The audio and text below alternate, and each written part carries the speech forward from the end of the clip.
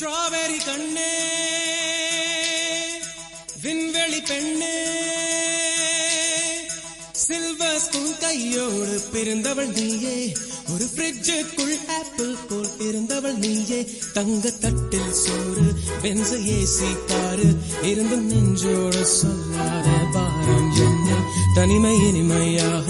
எளிமை கொடுமையாக உனது கண்ணோடு சொல்லாத சோகம் என்ன